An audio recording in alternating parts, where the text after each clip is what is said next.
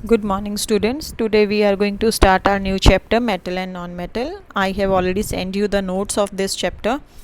अब देखिए इसमें हमें मेटल और नॉन मेटल की प्रॉपर्टीज़ स्टडी करनी है। आपको मैंने क्लियर भी किया था कि जो इसका सेकंड सेक्शन है इस चैप्टर का अक्रेंस ऑफ मेटल वो हमारे सिलेबस से कट हो गया है इस बार, वो हमारे सिलेबस में नहीं है। तो हम मेटल एंड नॉन मेटल की properties, physical chemical properties and bond formation between metal and non metal यानी आयनिक कंपाउंड्स की फॉर्मेशन कैसे होती है वो स्टडी करने वाले हैं। तो ये हाफ चैप्टर हमारे सिलेबस में है, हाफ चैप्टर हमारे सिलेबस से डिलीट हो गया है। Now metal and non metal, नाम तो आपने सुना भी है सब लोगों ने कि मेटल्स जो हैं वो क्या होते हैं और नॉन मेटल्स क्या होते हैं। बट मेटल्स और नॉन मेटल को हम डिफ्रेंशिएट कैसे करते हैं, देखकर कैसे पहचानते हैं कि भी जो मेटल्स हैं वो हार्ड होते हैं, नॉन मेटल्स जो हैं वो ज़्यादातर डिफरेंट स्टेट्स में मिलते हैं हमें, सॉलिड लिक्विड गैस किसी भी फॉर्म में हो सकते हैं। मेटल्स लस्चरस होते हैं, स्ट्रेंथ ज़्यादा होती है, मेल्टिंग एंड बॉइलिंग पॉइंट बहुत हाई होता है, मेलिएबल होते हैं, डक्टाइल होते हैं, डेंसिटी ज़्यादा होती है। तो इस तरह से हम मेटल नॉन मेटल्स को काफ़ी इजीली डिफ्रेंशिएट कर पाते हैं। ठीक है, हमारी डेली लाइफ में इनके काफ़ी सारे यूजेस भी हैं जो हमें इनको कैटेगराइज करने में काफ़ी हेल्प भी करते हैं। तो इस चैप्टर में हम सबसे पहले फ़िज़िकल प्रॉपर्टीज़ ऑफ मेटल्स को चेक करने वाले हैं। फ़िज़िकल प्रॉपर्टीज़ ऑफ मेटल्स में को एक्सप्लेन करने के लिए ये एक्टिविटीज़ आपके सामने हैं। देखिए फर्स्ट एक्टिविटी में हम कुछ सैम्पल सब्सटेंसेस लेते हैं like iron, copper, aluminium and magnesium, और उनकी जो अपीयरेंस है उसको ऑब्ज़र्व करते हैं। ठीक है, तो सरफेस को हम क्लीन करते हैं रब करके सैंड पेपर से, तो क्या होता है उसे हम चेक करेंगे। तो फाइनली हमारे पास क्या आएगा सोल्यूशन, जो इसका ऑब्जर्वेशन है वो क्या आएगा कि जो सरफेस है वो शाइन कर रहा है ना। तो प्योर मेटल्स को हम कह सकते हैं कि शाइनिंग सरफेस होता है, लस्चरस होते हैं। तो first activity is to show the lustrous nature of और property of metals.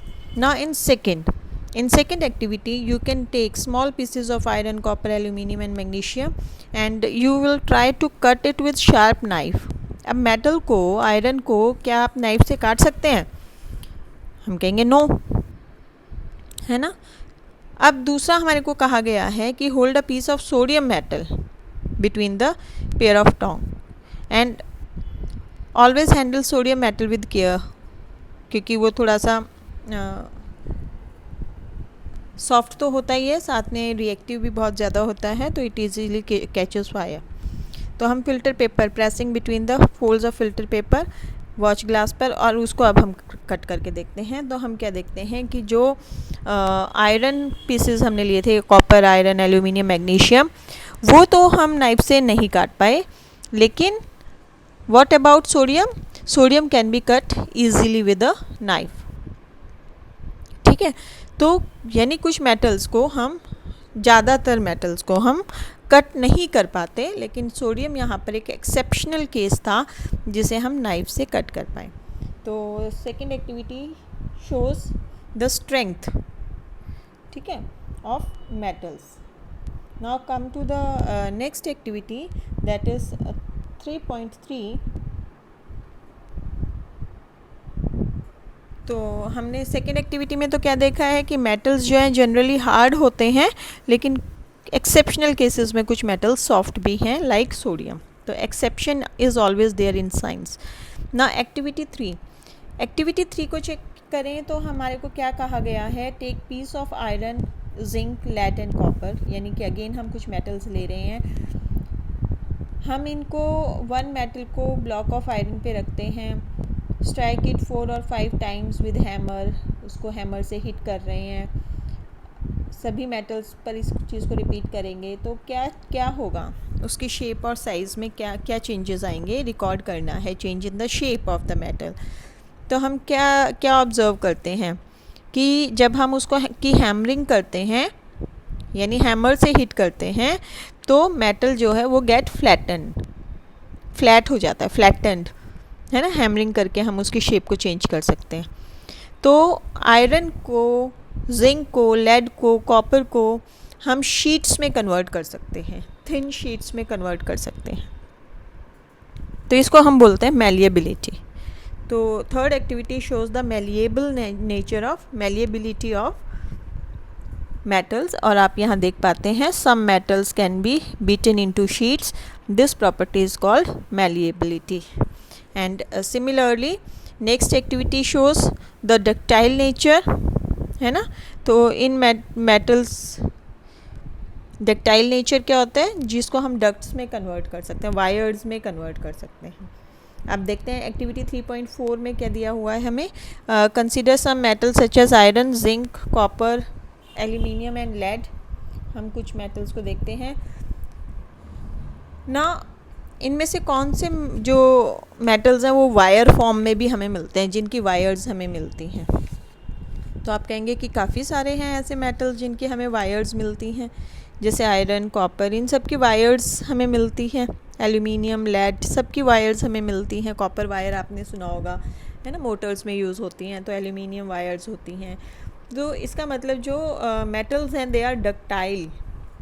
The ability of metal to drawn into wire is known as डक्टाइलिटी।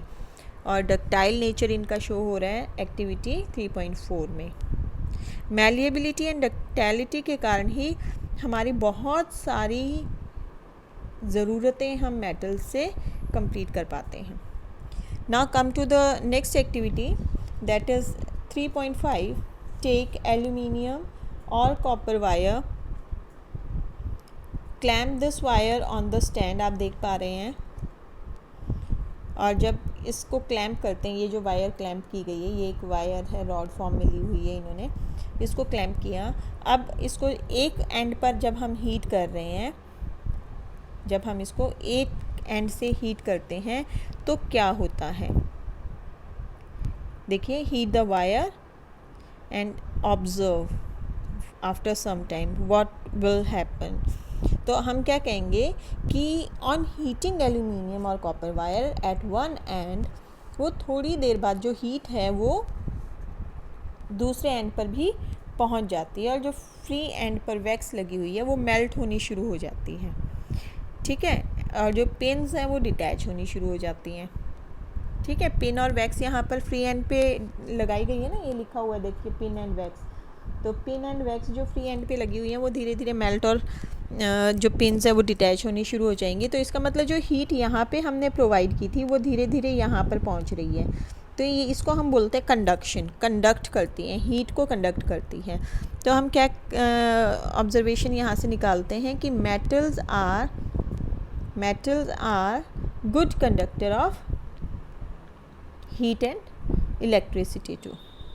Activity जो नेक्स्ट एक्टिविटी होगी 3.6, उसमें पता लग जाएगा आपको कि जो मेटल्स हैं वो गुड कंडक्टर्स हैं हीट के। अभी हम शो कर रहे हैं 3.5 में, और 3.6 में भी हम यही चीज़ चेक करने वाले हैं कि जो वायर्स हैं या जो मेटल्स हैं वो इलेक्ट्रिसिटी कंडक्ट करते हैं या नहीं करते हैं। तो यहाँ पे देखिए आपको ये थोड़ा सा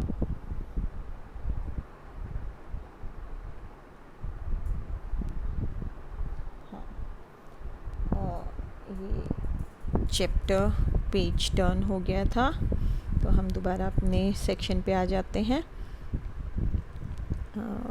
it's like that, yes. Activity 3.6 में हम एक वायर को, यहाँ पर देखिए आपको एक सैम्पल, यहाँ पर हम वायर यूज़ करेंगे, और एक हमने सर्किट ड्रॉ किया है या तैयार किया है, और इसमें जब हम मेटल्स को यूज़ करेंगे दो क्लिप्स के बीच में, तो ये जो करंट है ये पास होगा, ठीक है। इस सर्किट में मेटल को यूज़ करते हैं तो करंट पास होगा और ये बल्ब ग्लो होगा। इसका मतलब जो मेटल्स हैं वो करंट को अलाउ करते हैं पास होने में, ठीक है। तो metals are good conductor of heat and electricity also, heat and electricity. तो इस तरह से हमने मेटल्स की प्रॉपर्टीज़ को स्टडी किया। और अब आगे देखिए, नॉन मेटल्स क्या हैं, ऑलमोस्ट अपोजिट टू मेटल्स हैं, ठीक है। प्रीवियस क्लास में आपने देखिए यहाँ बताया भी गया है, नॉन मेटल्स के बारे में पढ़ा है। और some examples of non metals are carbon, sulphur, iodine, oxygen. ये या तो सॉलिड में हो सकते हैं या गैशियस फॉर्म में होंगे। सिर्फ ब्रोमीन एक ऐसा नॉन मेटल है जो कि लिक्विड फॉर्म में होता है। Now on the basis of observations of all the activities, हमें क्या समझ में आया कि जो मेटल्स हैं they are solid except mercury. ठीक है, मेटल्स जो हैं वो सॉलिड हैं सिवाय मरकरी के। और इसी तरह नॉन मेटल्स जो हैं वो नॉन लस्चरस हैं बट आयोडीन, ये एक्सेप्शनल केसेस हैं। कार्बन जो है वो नॉन मेटल है but exist in different form, वो सॉलिड, लिक्विड, गैशियस किसी भी स्टेट में मिल सकता है, तो इसको हम एलोट्रॉपी बोलते हैं, एलोट्रॉप्स ऑफ कार्बन। ठीक है, जैसे डायमंड जो वो हार्डेस्ट फॉर्म ऑफ कार्बन है और हार्डेस्ट फॉर्म ऑफ सब्सटेंस भी है, तो हार्ड फॉर्म में भी मिल रहा है। हमने कहा था नॉन मेटल जो होते हैं वो ज़्यादा हार्ड नहीं होते, मेटल्स ज़्यादा हार्ड होते हैं, लेकिन यहाँ पर कार्बन जो है एक्सेप्शनल केस हो गया। तो एलोट्रॉप्स इसके, जो इस ग्रेफाइट है वो भी कार्बन की ही एक टाइप है, प्योर कार्बन की ही एक टाइप है, लेकिन ग्रेफाइट जो है वो बहुत ही सॉफ्ट है। ठीक है, तो यहाँ पर आपको एक्सेप्शनल चीज़ें दी गई हैं। लिथियम, सोडियम, पोटेशियम, ये सब मेटल्स हैं बट ये सॉफ्ट है, ये हार्ड नहीं है, इनको इजीली हम नाइफ से कट कर सकते हैं। तो ये जो 5 पॉइंट्स आपको 4 पॉइंट्स दिए गए हैं, these are the exceptional forms of metals and non metals. Otherwise हम क्या कहेंगे कि जो मेटल्स हैं वो मेलिएबल हैं, डक्टाइल हैं, हार्ड हैं, सोनोरस हैं, साउंड अगर आप उसको बीट करते हैं तो साउंड प्रोड्यूस होती है, वो सोनोरस हैं। ठीक है, उनका मेल्टिंग बॉइलिंग पॉइंट हाई है। उसके ऑपोजिट नॉन मेटल्स जो हैं वो सॉफ्ट हैं, डिफरेंट स्टेट्स में हमें मिलते हैं, ज़्यादातर गैशियस एंड लिक्विड स्टेट्स में मिलते हैं। Melting and boiling point low है as compare to metals. Malleable नहीं है, डक्टाइलिटी की प्रॉपर्टी भी नहीं होती है, और वो good conductor of heat and electricity भी नहीं होते हैं। तो अपोजिट होते हैं एक दूसरे के, और इस तरह से हम मेटल और नॉन मेटल के बीच के डिफरेंसेस को कर सकते हैं। तो आप यहाँ पर देख पा रहे हैं हमने जो अभी किया है, that is about metal and non metal, differences between metal and non metal. ठीक है, तो प्रॉपर्टीज़ हमने कौन कौन सी की हैं? Malleable, ductile. ठीक है, फर्स्ट प्रॉपर्टी में हमने कहा कि वो लस्चरस होते हैं। सेकंड में हमने कहा कि वो नाइफ से कट हो सकते हैं। थर्ड में हमने कहा कि वो मैलिएबल हैं, डक्टाइल हैं। और नेक्स्ट एक्टिविटी में हमें बताया गया है कि वो good conductor of heat and electricity भी हैं। और फाइनली हमें बताया गया है कि जब हम नॉन मेटल्स के सैंपल्स को कलेक्ट करते हैं तो उनमें किसी में शाइन है, किसी में नहीं है। सिर्फ आयोडीन एक ऐसा हमारे पास नॉन मेटल है जो लस्चरस है, बाकी किसी भी नॉन मेटल में शाइनिंग नहीं होती है। नॉन मेटल्स जो है वो ब्रिटल होते हैं। ठीक है, इजीली उनको हम एक तरह से तोड़ सकते हैं। तो एक और जो एक्टिविटी हमें 3.8 दी गई है, जिसमें हमने magnesium ribbon and sulphur powder लिया था। दोनों को जब हमने बर्न करके देखा तो हमने क्या देखा कि दोनों ने ही ऑक्साइड फॉर्मेशन की है। ठीक है, लेकिन जब हमने इन ऑक्साइड्स को टेस्ट किया तो जो ऑक्साइड्स थे वो एसिडिक और बेसिक नेचर को शो करते हैं। एसिडिक ब्लू लिटमस को रेड में टर्न करते हैं, और जो बेसिस होते हैं वो रेड लिटमस को ब्लू में टर्न करते हैं। तो जब हमने मैग्नीशियम और सल्फ़र को बर्न किया तो magnesium oxide and sulphur dioxide की फॉर्मेशन होती है। इस एक्टिविटी को मैं नेक्स्ट सेक्शन में डिटेल में आपको क्लियर कर दूंगी जब हम केमिकल प्रॉपर्टीज़ ऑफ मेटल पढ़ेंगे, तो उसमें हम इसको करेंगे। अभी हमने जो किया है that is physical properties of metal and non metal and difference between metal and non metal on the basis of physical property. ठीक है, तो यहाँ पे आप देख पा रहे हो कि जो एक्टिविटी 3.8 है इसमें आपको एसिडिक और बेसिक ऑक्साइड्स के बारे में बताया है। I will explain it in next video in detail. तो टिल देन आप ये क्वेश्चंस अपने कॉपी में कर लीजिए। ठीक है, और stay home, stay safe, take care.